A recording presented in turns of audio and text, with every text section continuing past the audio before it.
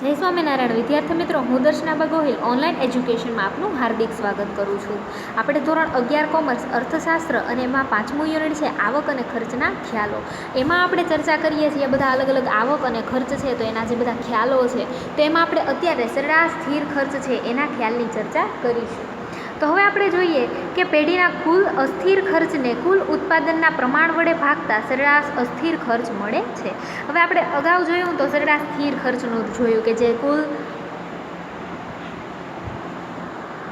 સ્થિર ખર્ચને કુલ ઉત્પાદનના એકમ વડે ભાગીએ તો સ્થિર ખર્ચ મળે, સરેરાશ સ્થિર ખર્ચ. એવી રીતે અસ્થિર ખર્ચની વાત કરીએ તો પેઢીના જે કુલ અસ્થિર ખર્ચ હોય, પેઢીના જે કુલ અસ્થિર ખર્ચને કુલ ઉત્પાદનના પ્રમાણ વડે ભાગતા, એટલે કે પેઢીનું જે કુલ અસ્થિર ખર્ચ હોય એને કુલ ઉત્પાદનના એકમ અથવા તો કુલ ઉત્પાદનના પ્રમાણ વડે ભાગતા જે મળે છે તો એને શું કહેવાય? સરેરાશ અસ્થિર ખર્ચ કહેવાય છે.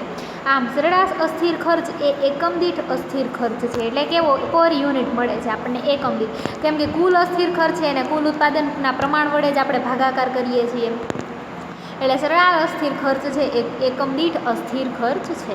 આમ ઉત્પાદન ચાલુ રાખવું, બંધ કરવું, વધારવું તે અંગેના નિર્ણયો લેવામાં સરેરાશ અસ્થિર ખર્ચ છે એ કેવો ઉપયોગી બને છે.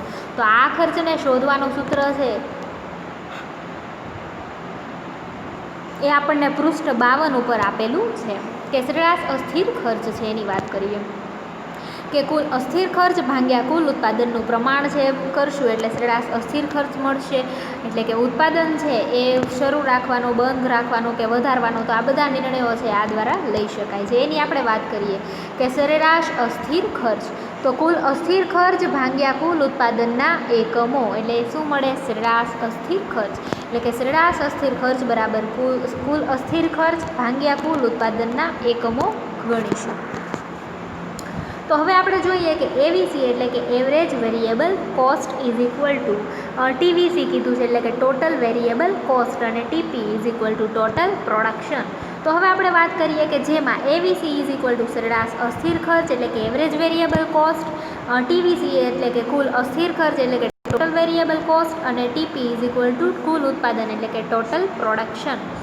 આમ એક ઉદાહરણની મદદથી સમજીએ કે ધારો કે પેઢીનું કુલ અસ્થિર ખર્ચ ₹150 છે અને 20 એકમોનું ઉત્પાદન કરે છે, તો આ સ્થિતિમાં સરેરાશ અસ્થિર ખર્ચ છે એ કઈ રીતે આપણે શોધીએ તો એની વાત કરીએ કે પેઢીનું કુલ અસ્થિર ખર્ચ છે એ કેટલું? 150. તો આપણે લખીએ સરેરાશ અસ્થિર ખર્ચ બરાબર 150 ભાગ્યા 20 એકમોનું ઉત્પાદન, તો એને ભાગ્યા કેટલા કરીશું? 20, એટલે કે ₹7.5 પ્રાપ્ત થાય છે. તો એની વાત કરીએ કે ઉદાહરણની મદદથી આપણે જોઈએ કે પેઢીનું જે અસ્થિર ખર્ચ છે એટલે કે જે કુલ ખર્ચ છે, કુલ અસ્થિર ખર્ચ એ કેટલા રૂપિયા છે? ₹150 છે. અને 20 એકમોનું શું કરે છે? પેઢી ઉત્પાદન કરે, એટલે કેટલા રૂપિયા પ્રાપ્ત થાય? ₹7.5 પ્રાપ્ત થાય. હવે આપણે જોઈએ કે જેમ જેમ ઉત્પાદન વધે છે તેમ તેમ કુલ અસ્થિર ખર્ચ શું થાય છે? વધે છે. આમ એટલું આપણે જોઈ શકીએ કે જેમ ઉત્પાદનમાં વધારો થાય એમ કુલ અસ્થિર ખર્ચ છે એ વધે છે. એટલે કે ઉત્પાદન વધે એમ અસ્થિર ખર્ચ વધે, ઉત્પાદન ઘટે એમ અસ્થિર ખર્ચ ઘટે, અને ઉત્પાદન શૂન્ય થઈ જાય તો અસ્થિર ખર્ચ પણ કેવું થઈ જાય છે? શૂન્ય થઈ જાય છે.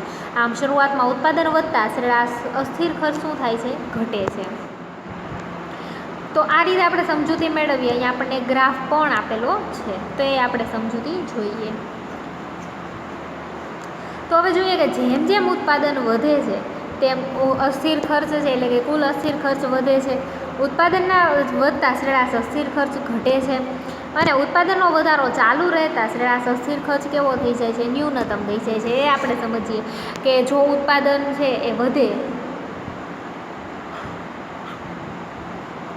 તો કુલ અસ્થિર ખર્ચ વધે, ઉત્પાદન ઘટે તો અસ્થિર ખર્ચ ઘટે, પણ શરૂઆતમાં ઉત્પાદન વધે તો પણ અસ્થિર ખર્ચ શું થાય છે? ઘટે છે. કારણ કે ઉત્પાદન છે આપણે વધારી નાખીએ તો એનો મિનિંગ શું થાય કે અસ્થિર ખર્ચ છે, જે અસ્થિર ખર્ચની વાત કરીએ તો એમાં ઘટાડો જોવા મળે છે. અને ઉત્પાદનનો વધારો ચાલુ રહેતા અસ્થિર ખર્ચ છે એ કેવો? ન્યૂનતમ થાય છે, એટલે કે ઓછો થતો જાય છે.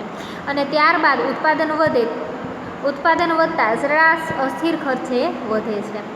આમ એટલે કે તેને ઉત્પાદનના પ્રમાણ સાથે સંબંધ છે તેમ કહેવાય. તે બાબત અનુસૂચિની આકૃતિમાં જોઈ શકાય છે. હવે આપણે વાત કરીએ ઉત્પાદન છે તો સરેરાશ અસ્થિર ખર્ચની જે આકૃતિ સહ વર્ણન છે એ જોઈએ આપણે. તો અનુસૂચિ છે આપણને આપેલી છે કાલ્પનિક, અને એ જે સરેરાશ અસ્થિર ખર્ચ શેમાં આપેલો છે? રૂપિયામાં, અને ઉત્પાદનનું પ્રમાણ છે આપેલું છે. તો હવે આપણે જોઈએ કે ઉત્પાદનનું પ્રમાણ છે એક્સ ધરી પર આપેલું છે, સરેરાશ અસ્થિર ખર્ચ છે વાય ધરી પર આપેલું છે. તો આપણે હવે એની સમજૂતી મેળવીએ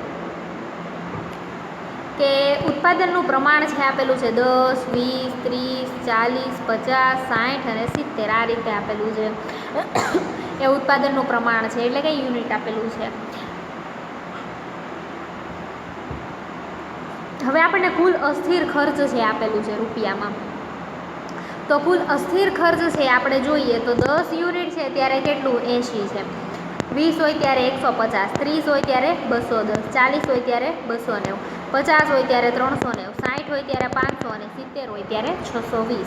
તો આ રીતે આપેલું છે કે ઉત્પાદનનું પ્રમાણ અને અસ્થિર ખર્ચ રૂપિયામાં આપેલો છે. હવે આપણે સરેરાશ અસ્થિર ખર્ચ છે એ મેળવવું હોય તો એ કઈ રીતે મેળવી શકીએ?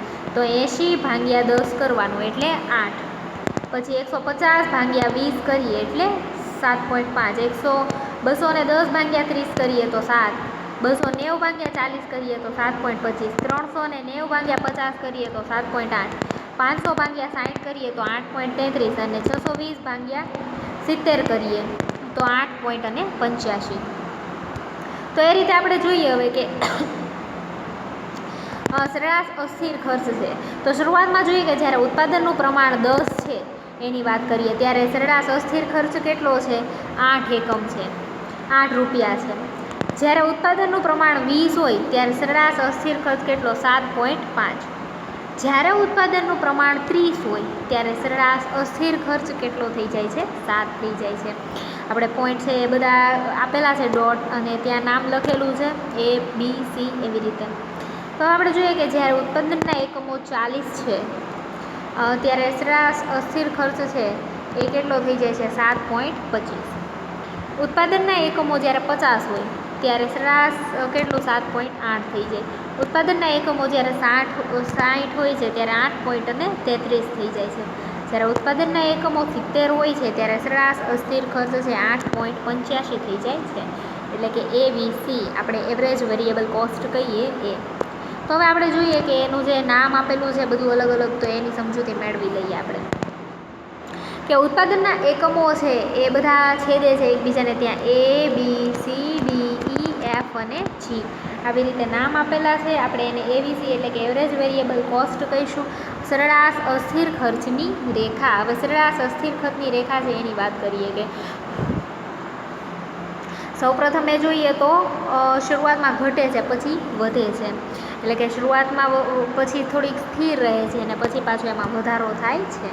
તો આ રીતે આકૃતિમાં જોઈએ અને એ પ્રમાણે એની સમજૂતી મેળવીએ કે આકૃતિમાં જોતાં જણાય છે કે સરેરાશ અસ્થિર ખર્ચની રેખા શરૂઆતમાં ડાબી બાજુથી જમણી બાજુ, એટલે કે ડાબી બાજુથી જમણી બાજુ, ઉપરથી નીચે તરફ, એટલે કે આ ડાબી બાજુ ત્યાંથી જમણી બાજુ તરફ ગતિ કરે છે અને પાછું ઉપરથી નીચે તરફ ગતિ કરે છે.